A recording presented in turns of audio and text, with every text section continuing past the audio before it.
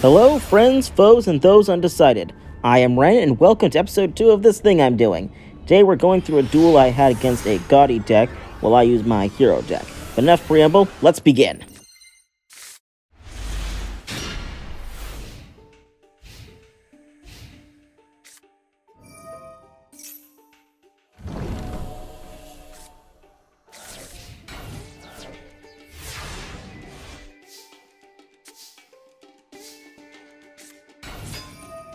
Now what I should have done is I should have waited to use Mask Change until after I'd attacked with Stratus. Outcome would be the same for me, but they would be down one more monster. Either way, it is good to have Spirit of Neos in hand, especially in this duel, as you will see.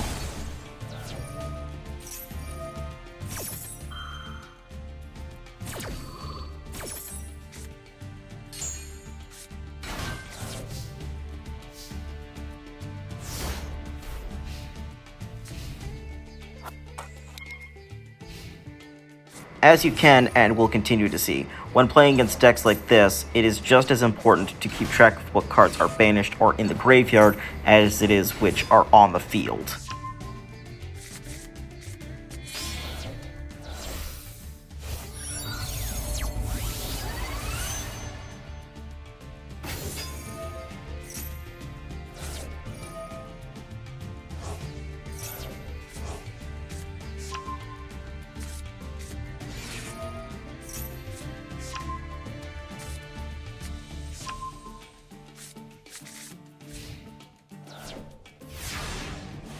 To illustrate my point, just watch how much he summons during my turn.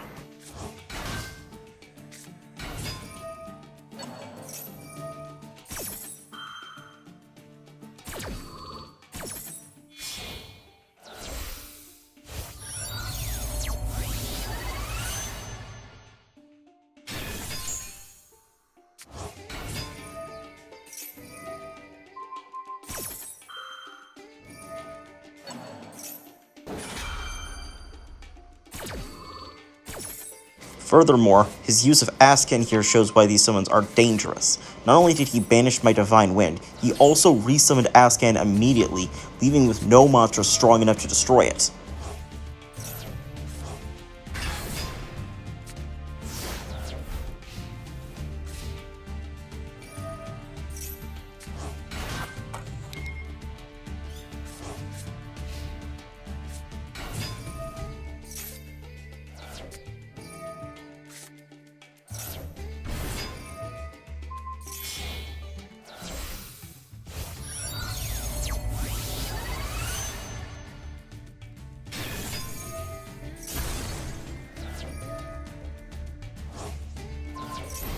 This is why it's a good idea to have Spirit of Neos in your hand. Not only do you now have a monster on the field to block your opponent's attacks, you now also have a free polymerization.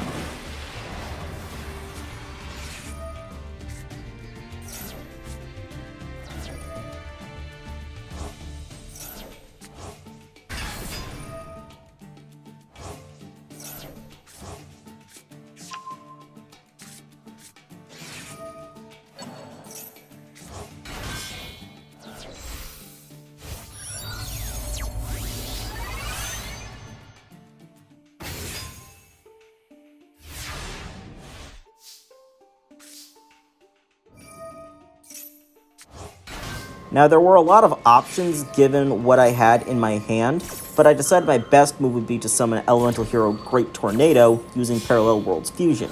It would prevent me from summoning any more reinforcements this turn, but at least now I have a high attack monster, and their monsters are now much weaker.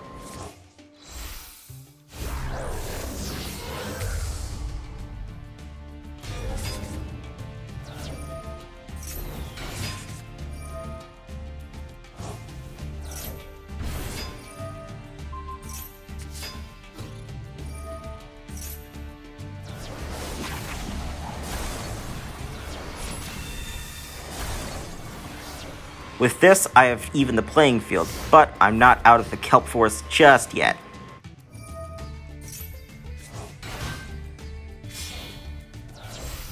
And now they summon my nemesis, Baron de Fleur.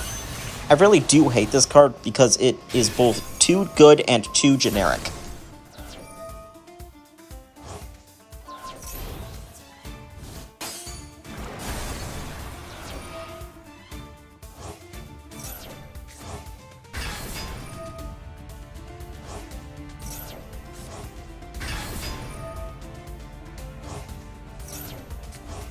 It really is a good thing they chose to destroy Great Tornado instead, because Spirit of Neos sure can take a beating.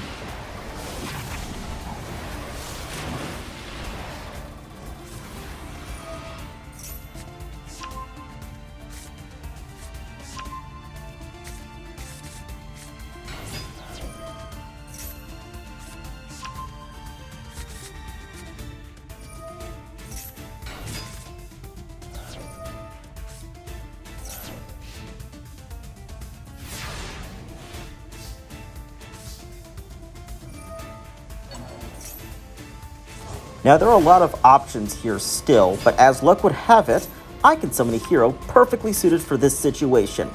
Come on out! Elemental Hero, Absolute Zero! Normally, when I bring out Absolute Zero, it's so he can Kaiten and clear my opponent's field of monsters.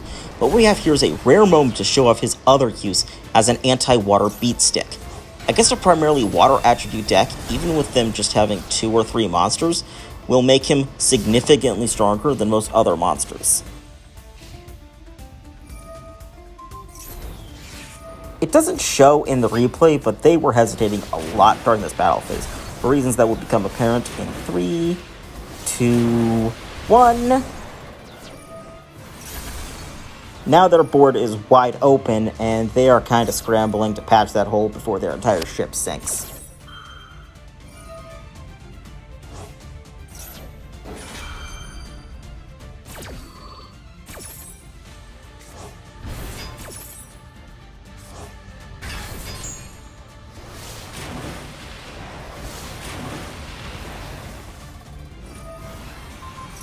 And now here comes the true boss of this deck, Ghoti of the Deep Beyond. This would normally be something to be very concerned about, but I still have a few tricks up my sleeve.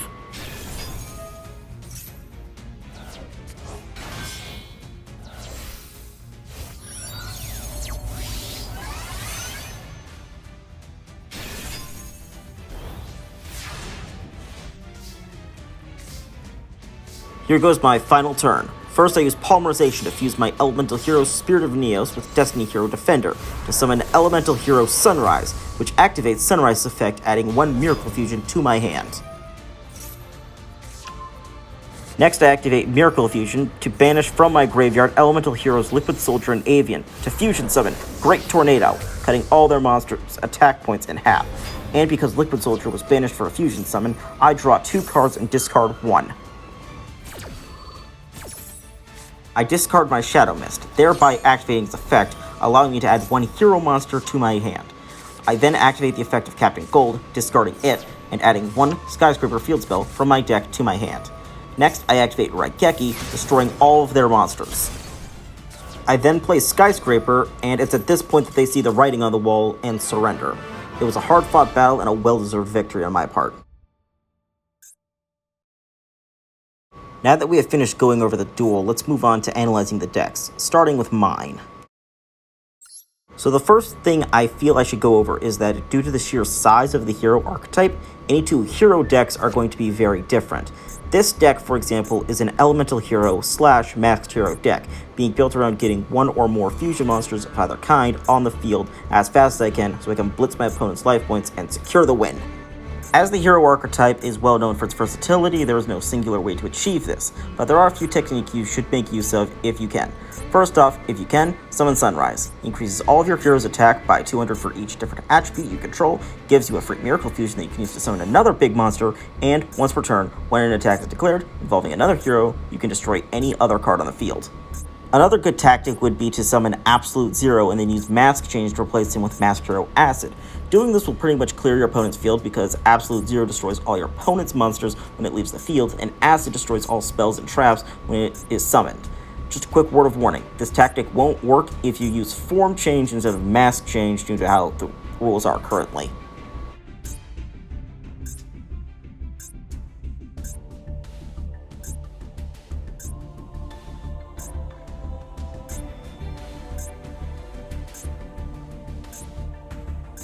Overall, I would say this is a fairly well-constructed deck that can give satisfying wins, assuming you aren't facing off with some bullshit meta deck. The only real weakness of this deck is negation effects, which it doesn't have any good counters to. But with that being said, we will be moving on to my opponent's deck in just a sec.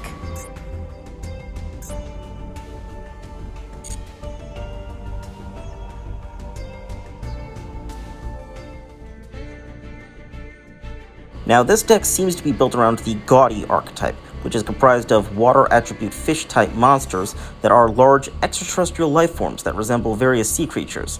Their frequent interaction with banished monsters, including in many cases themselves, is more than likely referential to the mysterious nature of the deep sea and deep space, which these creatures draw inspiration from. The main deck I don't really have any complaints about, though adding worm-type monsters is a little odd. My big problem is with the extra deck. Now, the Ghoti archetype only has 4 extra deck monsters, so I get adding some out-of-archetype monsters to support them. What really gets my goat is that 6 of their 15 monsters in the extra deck are aqua, fish, or sea serpent, which tend to have crossover support, and 5 of those aren't even water attribute. It shows a clear intent of mechanics over theming, which is something I personally can't abide. Unless real money is involved, theming first, mechanics second. It wouldn't have even been hard to do an all-fish synchro extra deck.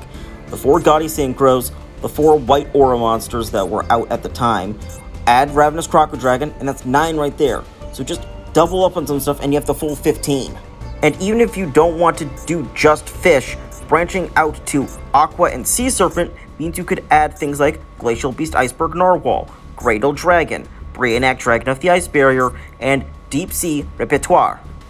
Now, these cards aren't exactly on theme either, but they're a hell of a lot closer than what we're seeing here. Now, I could continue to rant about this, but let's be honest here, you're not here for that. So, since we're coming up on the end of the video, I just want to say thank you for watching, and if you would like more is coming in the near future. So, thank you, and take care.